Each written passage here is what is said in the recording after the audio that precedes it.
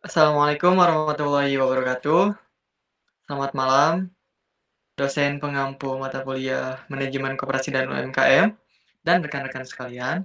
Pada kesempatan kali ini, kami kelompok 2 akan mempresentasikan hasil analisis kami dengan judul Analisis Koperasi pada BMT Beringharjo Cabang Kota Tasikmalaya. Kami berharap presentasi kali ini dapat memberikan gambaran yang jelas dan bermanfaat bagi kita semua. Sebelum memulai, izinkan saya memperkenalkan anggota kelompok saya terlebih dahulu.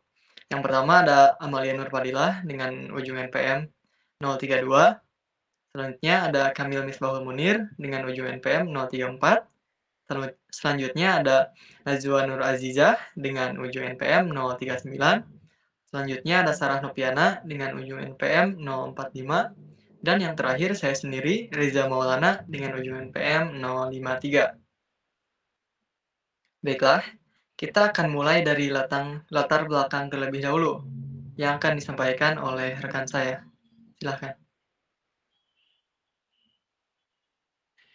Baik, saya akan menjelaskan tentang latar belakang dari materi yang kami presentasikan. Jadi, koperasi dan juga UMKM memiliki peran yang sangat penting dalam perekonomian Indonesia, terutama dalam menciptakan lapangan kerja dan juga meningkatkan kesejahteraan masyarakat. UMKM juga menjadi salah satu sektor yang mampu bertahan dalam berbagai kondisi ekonomi. Nah, namun di dalam kenyataannya masih banyak pelaku UMKM yang masih mengalami kendala seperti adanya keterbatasan modal, keterbatasan akses teknologi dan juga serta pemasaran yang masih belum optimal. Oleh karena itu, diperlukan lembaga yang dapat membantu mengatasi permasalahan tersebut. Di sini ada koperasi syariah seperti Ma'al Wat Tamwil ya atau disingkat menjadi BMT. Hadir sebagai salah satu solusi karena menawarkan sistem pembiayaan yang lebih mudah, adil dan juga sesuai prinsip syariah melalui sistem bagi hasil. Lalu saya akan menjelaskan tentang pengertian koperasi.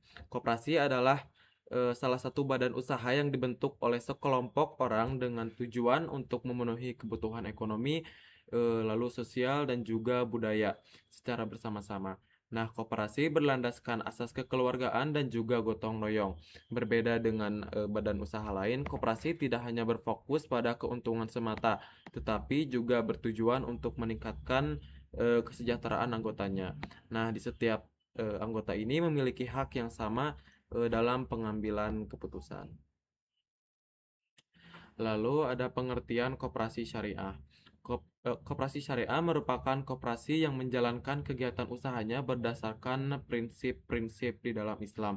Dalam koperasi syariah sendiri tidak menggunakan sistem bunga, melainkan menggunakan sistem bagi hasil yang lebih adil.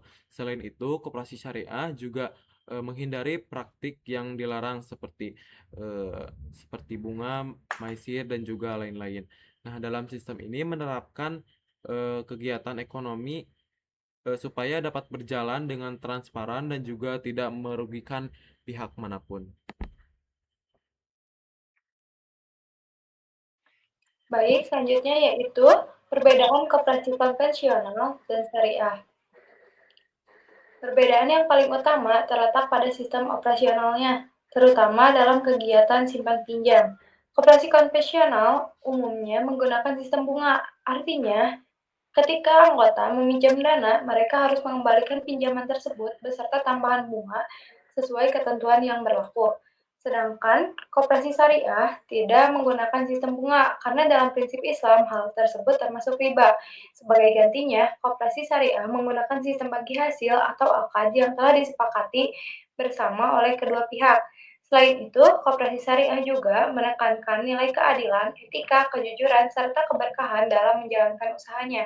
Jadi tujuannya bukan hanya mencari keuntungan, tetapi juga menciptakan kesejahteraan bersama. Next. Berikutnya yaitu prinsip koperasi syariah. Ada beberapa prinsip utama yang menjadi dasar pelaksanaannya. Yang pertama, yaitu larangan riba, yaitu tidak diperbolehkannya bunga dalam transaksi keuangan. Kedua, prinsip keadilan. Artinya, setiap anggota mendapatkan hak dan kewajiban yang seimbang. Ketiga, transparansi, yaitu seluruh kegiatan dan transaksi harus dilakukan secara terbuka agar tidak menimbulkan kesalahpahaman. Keempat, yaitu kerjasama antar anggota, karena koperasi pada dasarnya dibangun atas asas kebersamaan dan saling membantu. Dengan menerapkan prinsip-prinsip yang tadi telah saya sebutkan, koperasi syariah diharapkan mampu menciptakan sistem ekonomi yang lebih jujur dan memberikan manfaat bagi semua pihak. Next. Berikutnya, produk dan akad. Dalam koperasi syariah, setiap transaksi harus menggunakan akad yang jelas. Akad adalah perjanjian atau kesepakatan yang menjadi dasar suatu transaksi. Contohnya adalah mudharabah, yaitu kerjasama dengan sistem bagi hasil antara pemilik modal dan pengelola usaha. Kemudian ada murabahah, yaitu akad jual beli di mana koperasi membeli barang yang dibutuhkan anggota, lalu menjualnya kembali dengan keuntungan yang telah disepakati. Selanjutnya, musyarakah, yaitu kerjasama usaha di mana kedua pihak sama-sama memberikan modal. Dan yang terakhir, yaitu ijaroh, yaitu akad sewa. Setiap akad memiliki fungsi yang berbeda sesuai kebutuhan anggota, sehingga transaksi menjadi lebih jelas, aman, dan sesuai dengan prinsip syariah. Baik, selanjutnya akan dilanjutkan oleh rekan saya. Baik, selanjutnya yaitu peran koperasi syariah dalam UMKM. Koperasi syariah memiliki peran penting dalam pengembangan UMKM, terutama dalam memberikan akses modal yang lebih mudah dan tidak memberatkan. Selain itu, koperasi juga memberikan pembinaan dan pelatihan usaha. Dengan adanya dukungan tersebut, pelaku UMKM dapat meningkatkan kemampuan usahanya sehingga dapat berkembang dan lebih mandiri dalam menghadapi persaingan. Next. Selanjutnya yaitu Koperasi Baitul Mal wa Tamwil atau bisa disingkat menjadi BMT. BMT Beringharjo adalah lembaga keuangan mikro syariah yang berdiri pada tanggal 19 Desember tahun 1994 di kota Yogyakarta dengan modal awal hanya Rp1 juta dan mulai membuka cabang di kota Tasikmalaya pada tahun 2018. BMT ini merupakan koperasi yang beroperasi sebagai koperasi simpan pinjam dan pembiayaan syariah yang memiliki dua fungsi, yaitu fungsi bisnis dan juga fungsi sosial, dengan kegiatan menghimpun serta menyalurkan dana berdasarkan prinsip syariah. Selain itu, BMT juga berperan dalam pemberdayaan ekonomi masyarakat melalui pengelolaan dana jiswaf atau zakat, infak, sedekah, dan wakaf, dan peningkatan inklusi keuangan syariah. Nah, secara legalitas, BMT Beringharjo juga telah berbadan hukum koperasi dengan nomor yang tertera, kemudian dilakukan perubahan anggaran dasar nomor 3 tanggal 7 Desember 2015 yang disahkan oleh Kementerian Koperasi dan UKM RI melalui surat nomor tertera pada tanggal 18 Februari tahun 2016 serta telah dicatat dalam buku daftar umum koperasi pada tanggal 22 Januari 2016. Nah, dari value tersebut dapat kita lihat bahwa BMT itu bukan hanya lembaga keuangan biasa, tetapi juga memiliki peran sosial yang kuat melalui pengelolaan dana jiswaf. Berikutnya yaitu visi misi dan nilai BMT Beringharjo. Yang pertama ada visi, yaitu menjadi partner bisnis syariah terbaik, yaitu mampu menjadi lembaga yang terpercaya dalam mendukung usaha masyarakat. Adapun misinya yang pertama, meningkatkan kualitas SDM dan tata kelola yang profesional, menerapkan prinsip syariah dalam seluruh kegiatan operasional, memberikan manfaat melalui pemberdayaan masyarakat, serta mengembangkan layanan melalui digitalisasi dan inovasi teknologi. BMT Beringharjo juga mempunyai tagline yaitu Trust Together yang artinya membangun kepercayaan bersama. Adapun nilai-nilai di BMT Beringharjo, yang pertama ada integritas, yaitu menjunjung kejujuran dan tanggung jawab. Yang kedua ada profesionalisme, yaitu bekerja secara kompeten dan terarah. Yang ketiga ada adaptif, yaitu mampu menyesuaikan dengan perkembangan zaman. Adapun budaya kerja di BMT Beringharjo yaitu Bringcare yang memiliki kepanjangan Bina Edukasi Reportase Inovasi Jejaring Cepat Amanah Resik dan Empati. Nah, nilai-nilai tersebut menjadi pedoman dalam menjalankan aktivitas sehari-hari. Untuk materi selanjutnya akan dijelaskan oleh rekan saya. Baik, selanjutnya ada lokasi dan waktu pelaksanaan, di mana untuk lokasi penelitian kami melaksanakannya langsung di BMT Beringharjo cabang Kota Tasikmalaya, tepatnya di Ruko Green Asri. Nah, penelitian ini dilakukan pada hari Jumat 10 April 2026, di mana kami memilih datang langsung ke lokasi supaya bisa melihat kondisi sebenarnya di lapangan. Dan jadi data yang didapat itu lebih akurat dan tidak hanya berdasarkan teori saja. Nah, selain itu juga kami juga melakukan wawancara langsung kepada pegawai BMT yang berperan dalam pengelolaan keuangan. Nah, dengan cara ini kami bisa mendapatkan informasi yang lebih jelas gitu terkait sistem operasional dan juga kegiatan yang ada di koperasi tersebut. Lanjut. Nah, kuesioner. Dalam penelitian ini kami menggunakan kuesioner sebagai alat bantu dalam wawancara. Jadi kuesioner ini tidak dibagikan secara tertulis gitu kepada responden, tetapi lebih digunakan sebagai panduan pertanyaan supaya pembahasan tetap terarah dan semua informasi penting bisa untuk didapat gitu. Nah, pertanyaannya sudah disusun secara sistematis sesuai dengan kebutuhan penelitian ini. Setelah data terkumpul, kami menganalisisnya menggunakan metode deskriptif kualitatif, yang artinya bahwa data yang ada di kami susun gitu kemudian dikelompokkan, lalu diinterpretasikan atau dipahami isinya. Nah, dari proses ini kami bisa melihat bahwa gambaran kondisi koperasi secara lebih jelas dan akhirnya bisa menarik kesimpulan yang sesuai dengan tujuan penelitian. Lanjut.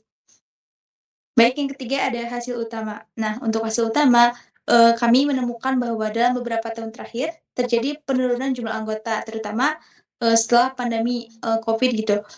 Penurunan ini juga terlihat dari jumlah anggota baru yang masuk gitu dan yang turun cukup signifikan. Nah, hal ini tentu berdampak pada kekuatan modal koperasi karena salah satu sumber modal berasal dari anggota gitu. Dan namun di sisi lain ada hal positif yaitu tingkat partisipasi anggota dalam RAT ataupun rapat anggota tahunan masih sangat tinggi, yaitu sekitar 91%. Nah, ini menunjukkan bahwa meskipun jumlah anggota menurun, kepercayaan dan loyalitas anggota terhadap koperasi masih tetap terjaga dengan baik. Jadi bisa dibilang bahwa tantangannya ada di penambahan anggota baru, tapi untuk hubungan dan dengan anggota lama itu masih cukup kuat gitu. Dilanjut oleh rekan saya.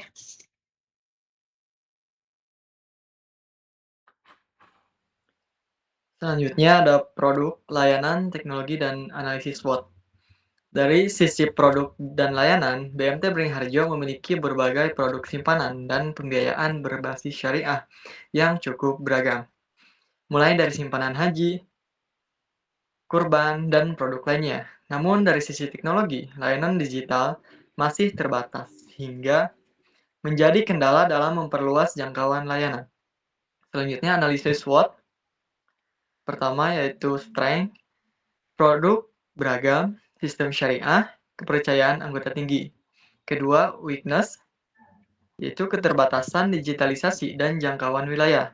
Ketiga, opportunity, perkembangan UMKM dan meningkatnya kebutuhan pembiayaan syariah. Yang keempat yaitu third, persaingan dengan lembaga keuangan lain atau lembaga keuangan konvensional maupun syariah. Next. Selanjutnya, strategi permasalahan dan manajemen risiko. Pertama yaitu strategi dan permasalahan.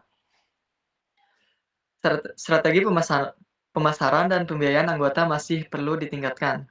Kedua, Diperlukan program digitalisasi yang lebih serius agar perluasan ke sentra-sentra UMKM lainnya. Ketiga, struktur modal yang masih sangat bergantung pada simpanan anggota. Yang keempat, transparansi sisa hasil usaha perlu ditingkatkan agar lebih menarik minat banyak anggota. Selanjutnya, manajemen risiko dan NFV. Risiko utama berasal dari pembiayaan bermasalah, terutama pasca pandemi. Meski penanganan sudah dilakukan melalui penyesuaian kebijakan, kedepannya perlu diperkuat dengan yang pertama, sistem manajemen risiko yang lebih terstruktur. Yang kedua, peningkatan kapasitas sumber daya manusia. Yang ketiga, early warning system yang lebih proaktif. Next.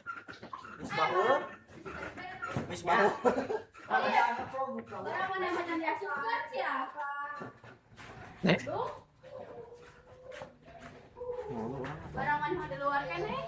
Nah, kita sudah sampai pada bagian akhir, yaitu kesimpulan dari analisis kami.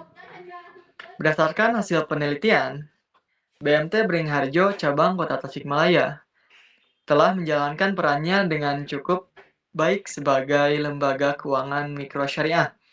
Hal ini tercermin dari masih tingginya partisipasi anggota dalam RAT serta keberagaman produk yang ditawarkan kepada masyarakat.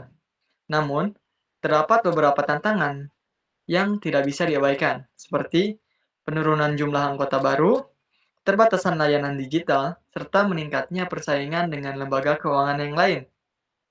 Kondisi ini menunjukkan bahwa meskipun kepercayaan anggota masih terjaga, BMT perlu berinovasi untuk meningkatkan kinerjanya. BMT Beringharjo memiliki potensi yang baik untuk terus berkembang, asalkan mampu beradaptasi dengan perubahan zaman dan mampu menjawab kebutuhan masyarakat yang terus berkembang. Demikian presentasi dari kelompok kami mengenai analisis koperasi pada BMT Beringharjo Cabang Kota Tasikmalaya. Kami mengucapkan terima kasih yang sebesar-besarnya pada dosen pengampu mata kuliah Manajemen Koperasi dan UMKM dan rekan-rekan sekalian atas perhatian waktu yang telah diberikan. Wassalamualaikum warahmatullahi wabarakatuh.